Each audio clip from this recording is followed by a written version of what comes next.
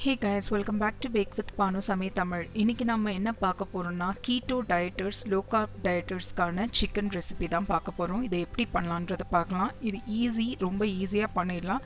நீங்க keto or low carb dietல இருந்தீங்கன்னா இது உங்களுக்கு perfect lunch and dinner-ஆ இருக்கும்.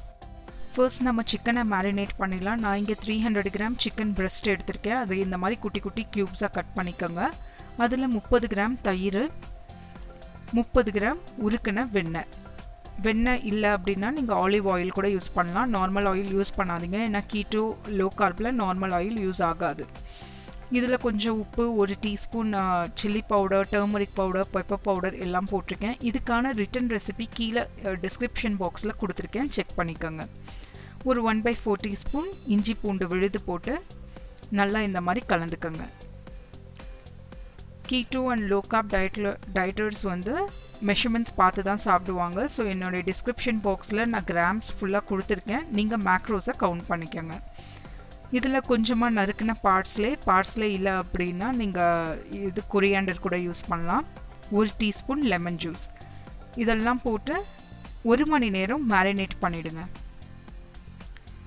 நம்ம உடன் ஸ்கியூவர்ஸை இப்போது சோக் பண்ணலாம். ஒரு கிளாஸில் உடன் ஸ்கியூவர்ஸை போட்டு ஒரு 20லேருந்து 30 நிமிஷம் அந்த உடன் ஸ்கியூவர்ஸ் ஊறட்டும். அது ஊறட்டும். 1 மணி நேரத்துக்கு அப்புறம் உடன் ஸ்கியூவர்ஸில் இந்த மாதிரி சிக்கனை ஒன்றா எடுத்து இப்படி குத்துங்க. நான் இங்கே குட்டி ஸ்கியூவராக எடுத்திருக்கேன். நீங்கள் பிக்கு ஸ்கியூவராக இருந்ததுன்னா ஒரு 6 சிக்கன் க்யூப்ஸ் வந்து உள்ளே போகும். இது வந்து 4 தான் போட்டிருக்கேன். இந்த மாதிரி பேலன்ஸ் இருக்கிற சிக்கனையும் இந்த மாதிரி வச்சுக்கோங்க. நமக்கு சிக்கன் ரெடி ஆயிடுச்சு. இப்போது ஒரு கிரில் பேன் இருந்தால் கிரில் பேன் எடுத்துக்கோங்க. நான் இங்கே நார்மல் நான்ஸ்டிக் பேன் தான் எடுத்திருக்கேன். இதில் ஒரு டீஸ்பூன் வெண்ணெயை போட்டு நல்லா உருக்கிக்கோங்க. அப்புறம் நம்ம வச்சுருக்கிற சிக்கனை இதில் ஃப்ரை பண்ணி எடுக்கலாம். ஈச் சைடு வந்து ஒரு 3 நிமிஷம் வேகணுங்க. ஒரு 3 நிமிஷம் வேகட்டும் ஈச் சைடு. அடுப்பை வந்து மீடியம் ஹீட்டில் வைங்க, ரொம்ப ஹை ஃப்ளேம்லேயும் வைக்க வேண்டாம். அப்பப்போ இந்த மாதிரி பேனை சுற்றி விட்டுருங்க, ஏன்னா பட்டர் அதுலேயே நம்ம போட்டிருக்கிறதுனால நமக்கு எக்ஸ்ட்ராவாக பட்டர் தேவைப்படாது. இது ஒரு சைடு நல்லா வெந்ததும் இந்த மாதிரி திருப்பி விட்டுருங்க. ஈச் சைடு ஒரு 3 நிமிஷம் வெந்தால் போதும். பாருங்கள், நமக்கு அழகாக இந்த கோல்டன் கலர் வந்துடுச்சு. இது நல்லா குக் ஆகட்டும். இப்போ அகெயின் திருப்பி விட்டுருங்க.